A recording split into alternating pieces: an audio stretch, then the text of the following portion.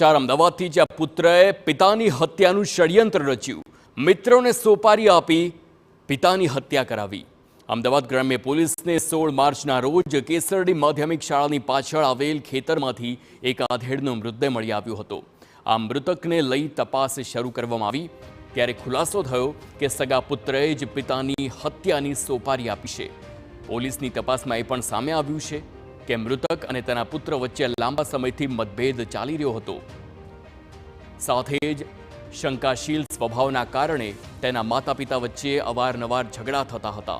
ત્યારે આરોપી પુત્ર અને તેની માતાએ મળીને પિતાને મોતને ઘાટ ઉતારવાનું કાવતરું રચ્યું, જેમાં આરોપીએ પોતાના મિત્રોને પિતાની હત્યા માટે 1.20 લાખની સોપારી આપી।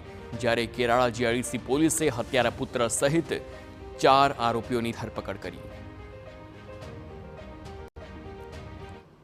6 આરોપીઓ છે, જેમના નામ છે પ્રવીણ મેર, ઉમ્ર 18 વર્ષ, રંજીतભાई મકવાણા, ઉમ્ર 18 વર્ષ, વિહાભાઈ મકવાણા, 18 વર્ષ અને સાથે સાથે એક કાયદાના સંઘર્ષમાં આવેલ એક બાળક બી છે અને સજ્જનબેન, જે મરણ જનારના પત્ની છે। આ જે ગુના તપાસમાં આમ ખુલેલું છે કે પ્રવીણભાઈએ 1,20,000 રકમ નક્કી કરેલ હતી આ મર્ડર માટે અને આમાંથી 5 આરોપીને પકડી પાડેલ છે અત્યારે અને વધુ તપાસ માટે ચાલુ છે।